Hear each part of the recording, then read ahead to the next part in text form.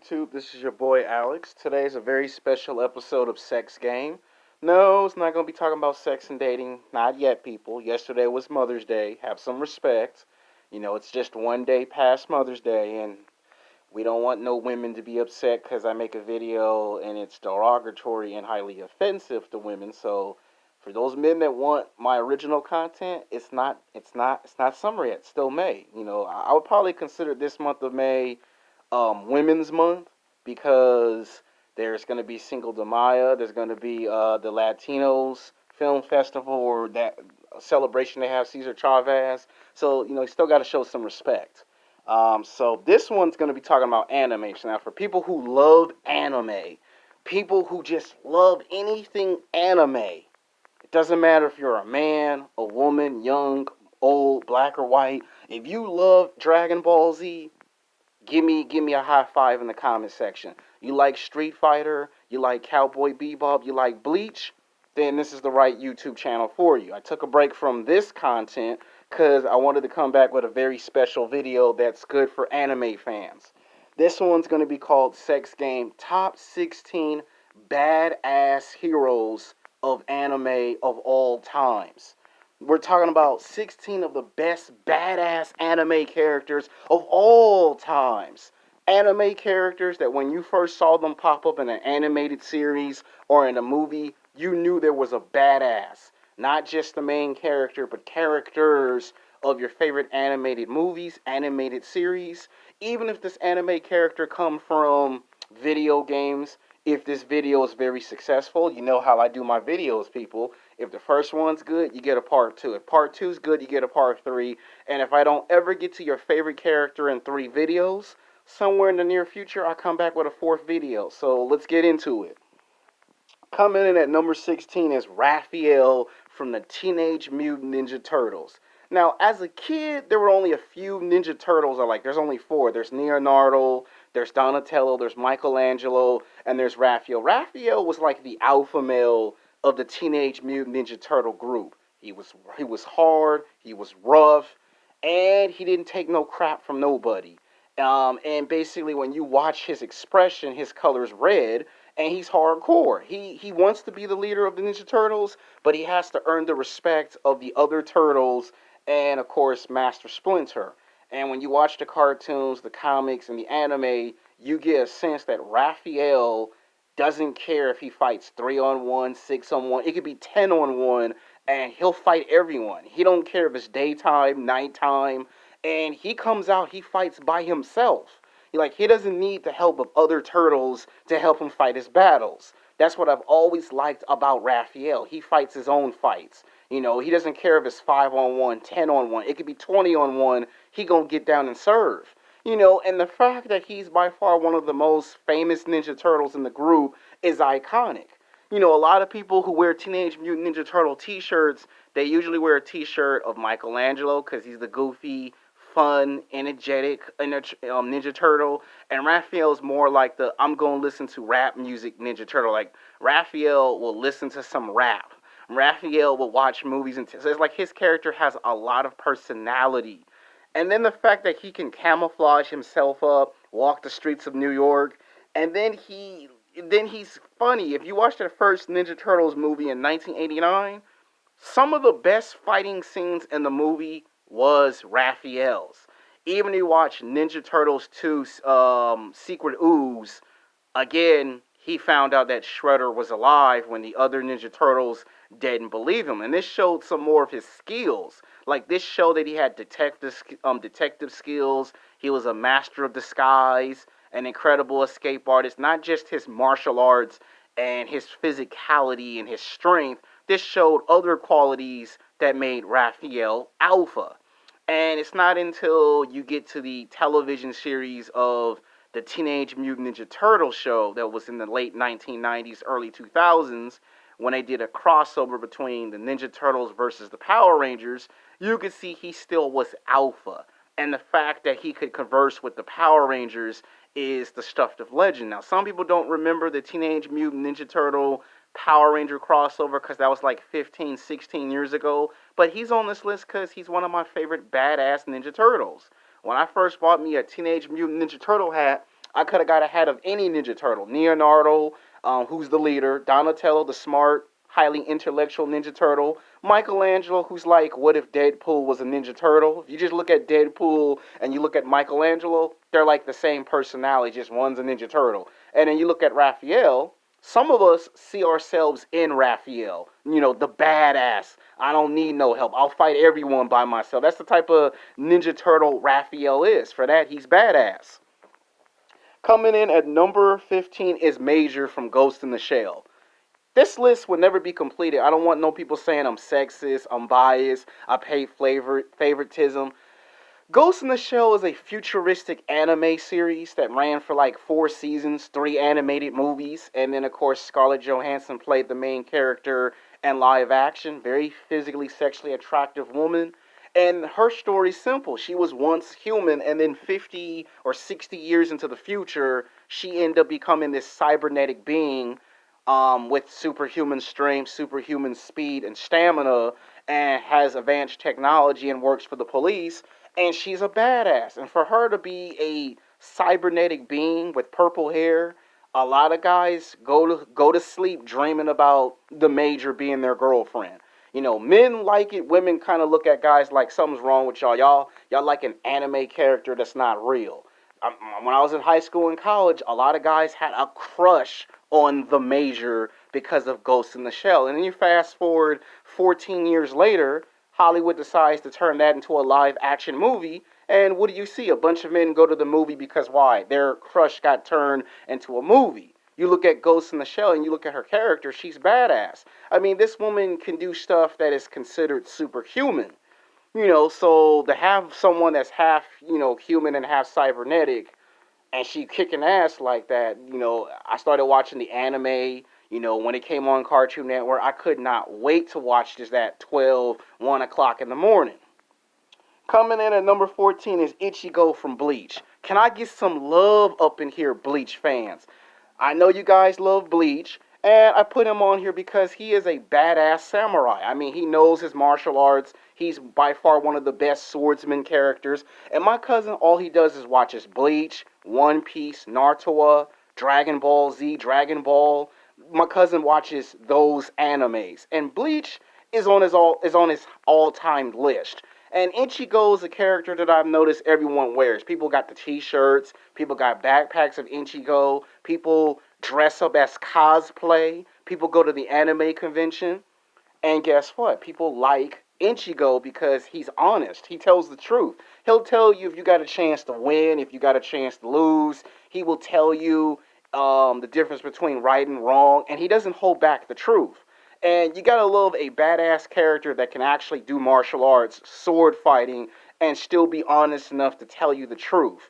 And this character is so badass that he doesn't care if he wins or loses fights. Like when he knows he's about to lose, he shows that he has a lot of heart. Like he ain't no punk. Like most anime characters, they run away and hide from a fight.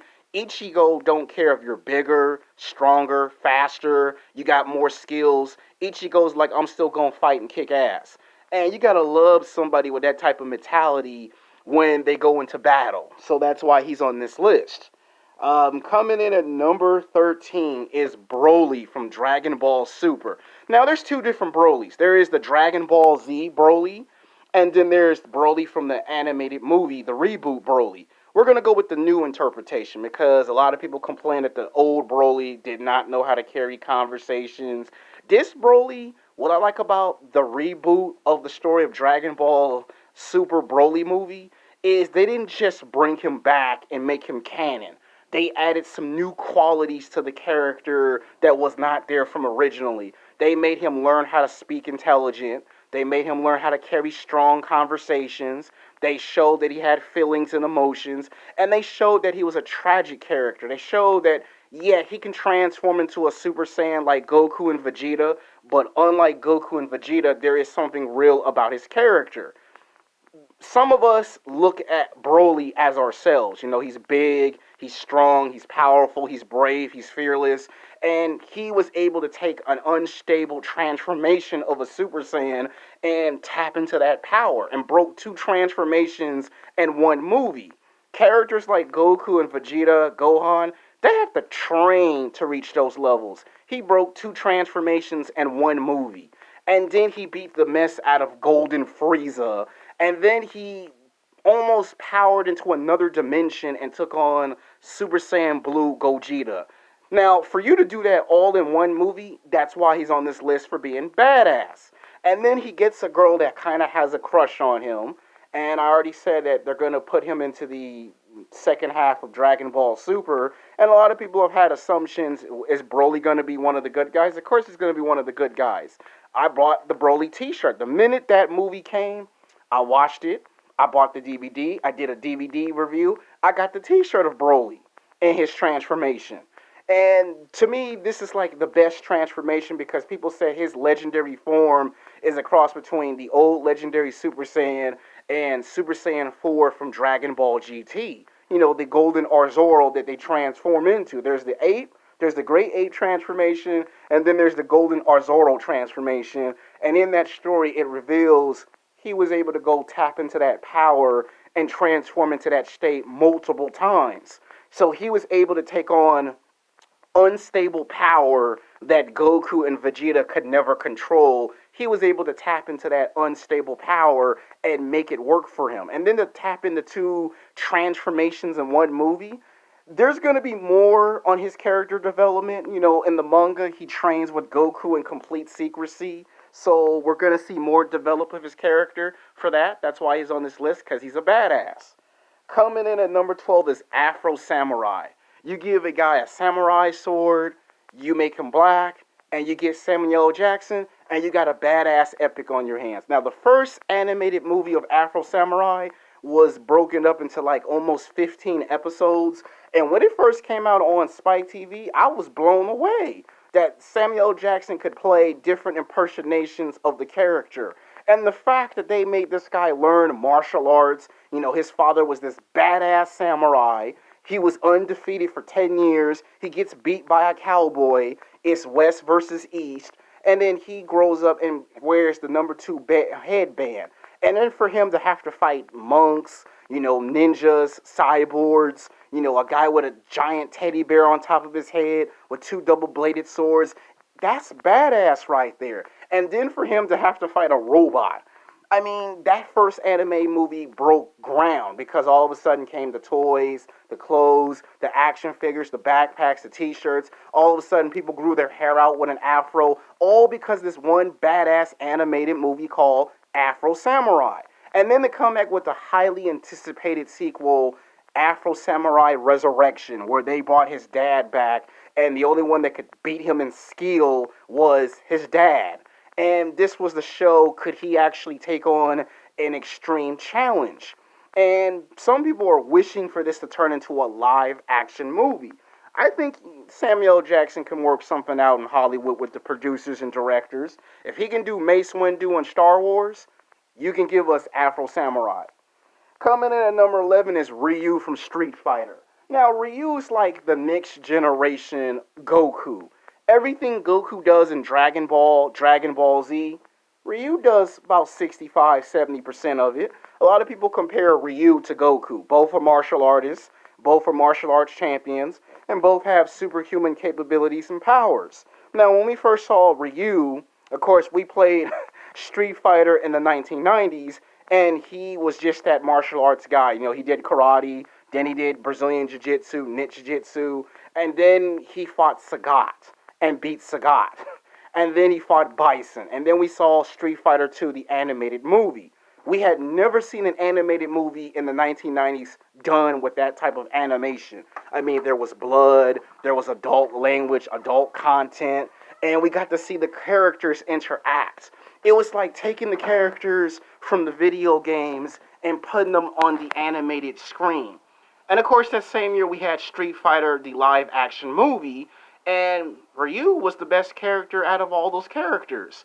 And I like Ryu because he's one of my favorite Street Fighter characters. Of course, the second movie, Street Fighter Alpha, all of a sudden he had supernatural powers. You know, he had superhuman strength, superhuman speed, stamina, durability, and he almost transformed into this demon creature while fighting Arkema. And the story reveals that Ken Masters and Ryu were best friends for 10 years. They train in the martial arts for 10 years. And then Master Gogen goes mysteriously missing and no one can find him. Spoiler alert, if you ain't never seen Street Fighter 2, the animated movie, or you ain't never seen Street Fighter Alpha, the animated movie, I don't want to ruin the whole entire story. I mean, you can just type it up on YouTube, and both those animated movies will come up with copyright. So be careful, because I don't want you guys to get in trouble because I told you go watch the animated movies, and then they're dubbed in subtitles, and they have copyright. So be careful. You don't want to get sued. But those movies are like almost 15 years old. Then there's Street Fighter Alpha Generation, which reveals he's a part of this bloodline of warriors who were chosen to have the power of the Dark Hendo. And he turns out that he's the next in line to have that power, but he learns the power of enlightenment. He gets taught by another martial arts master, spoiler alert, and he finally does what no one has never been able to do since Master Gogen, which Master Gogen and Arkama are brothers. This third animated movie finally confirms, like the video game confirms, they're brothers. So Ryu actually defeats Arkama, the brother of Master Gogen. And then, of course, there's like 4 animated movies of Street Fighter, and Ryu's the main character in all 4 of them. You know, he's the ultimate badass because he has 2 different powers. You know, he's got the light side and he's got the dark side. So it's like, what if Anakin Skywalker existed on planet Earth and still had the same problem? So Ryu's more like Anakin Skywalker than being compared to someone like Goku. Because I feel like people love to compare, like to compare Ryu and Goku, like how people compare Kobe Bryant to Michael Jordan. Like, yeah, both badass anime characters have similarities, but it's like Ryu is more like an Anakin Skywalker because he struggles with humanity. You see more of his humanity than him being compared to other characters. And to me, he's fought everyone. He's fought Sagat, he's fought Vega, he's fought Bison, he's fought Arkama. So that makes him the main character. And he's been in like almost 20 video games and had comic books and graphic novels and video game crossovers. So he's that synonymous. Whenever people go to martial art tournaments, they think of Ryu before they think of anyone else in that sense. And he's a 2-time martial arts champion, so that's Ryu.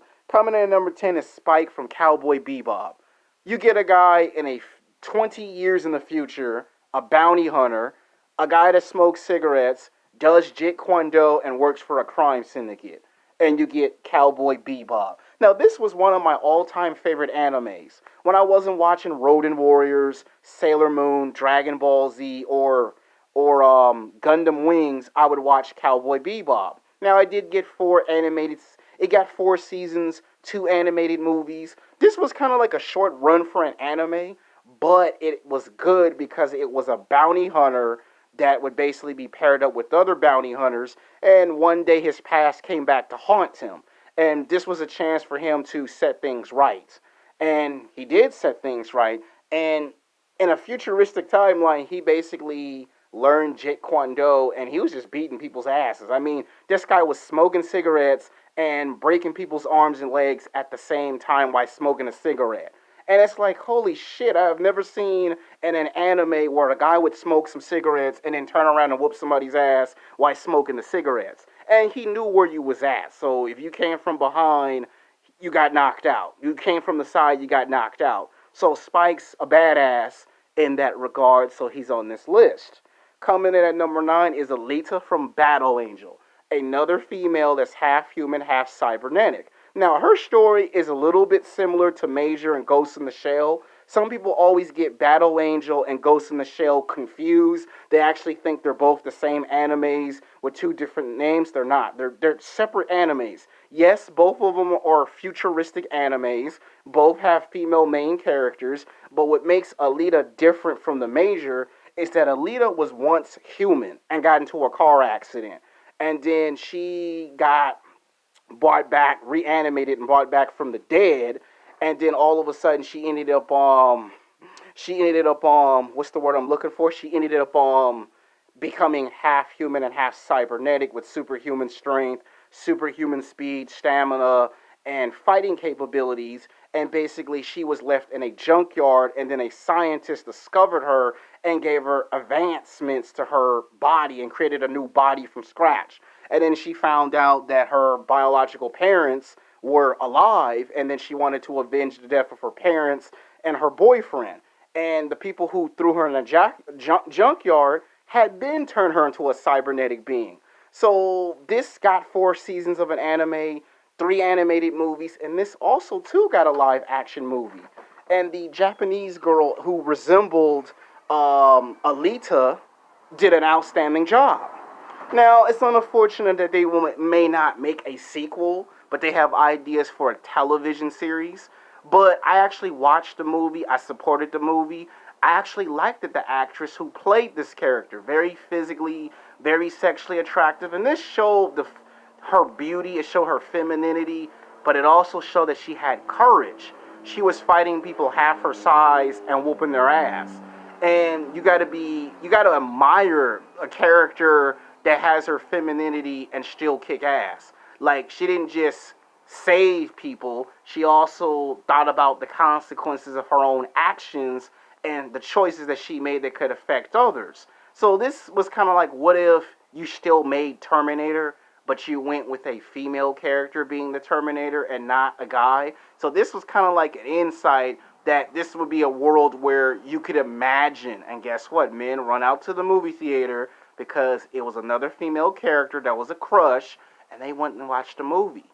And you go to cosplay, you go to the anime convention, you go to Comic Con, and you see a lot of women dress up as Alita. And a lot of the guys be taking pictures with girls who look like Alita from the anime and the movie. So there's the comic book, there's the graphic novel, the video games, there's the movies.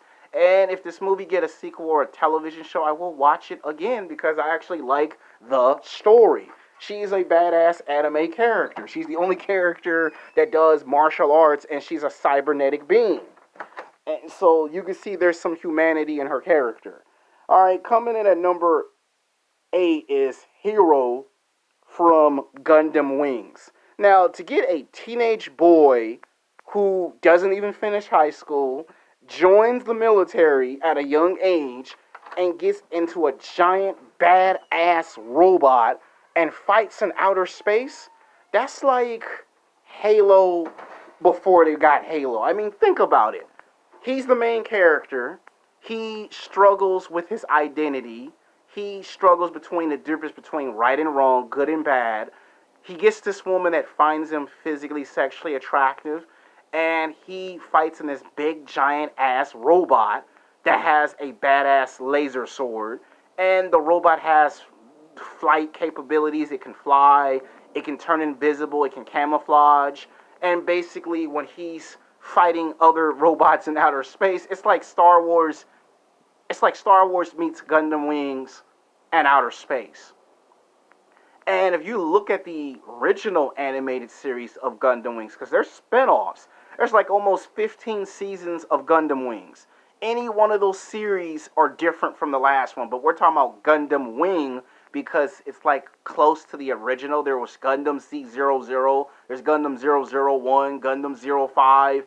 Each series is different. This one was like set in the late 80s, early 90s, where the space colony was fighting each other. Spoiler alert. I don't want to ruin it for no one who ain't never seen it. You can also find this available on YouTube, but I prefer you buy the DVD because there's copyrights and there's subtitles, and then if you actually find the English dub version, you may be able to watch all the episodes. Just understand YouTube might take the videos down. They take them down, but then somebody puts them right back up. So that's why I say be careful. But the story of this is that he's a badass.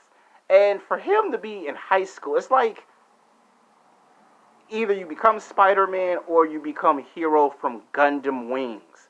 And as a kid, I used to always have the action figures. We used to watch the animes.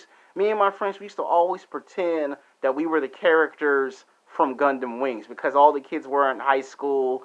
And when high school was out, they had this badass robot, and they would go off and fight in outer space. So other people got to do their homework and play basketball and football. This badass was in outer space with a 100-foot tall robot that had a lifesaver, basically, and had flight capabilities. and it had energy projection blast and was fighting other robots in space and the space military. This was like Halo before we got Halo. And what is not badass if you get a badass robot and you're still in high school and you get the girl because you're not playing basketball and football. So he didn't play basketball and football, but he gets a badass robot. Coming in at number 7 is my man Goku from Dragon Ball Z. One of the most greatest memorable moments in anime history that makes Goku the ultimate badass, one of the ultimate badasses, is his Super Saiyan 3 transformation in Dragon Ball Z. We will never forget his memorable transformation in turning Super Saiyan while fighting Frieza on planet Namek. And of course there's Super Saiyan 2, but we give that to Gohan. Gohan earned the title of Super Saiyan 2 as the most badass moment. But at Super Saiyan 3, Goku had went way beyond.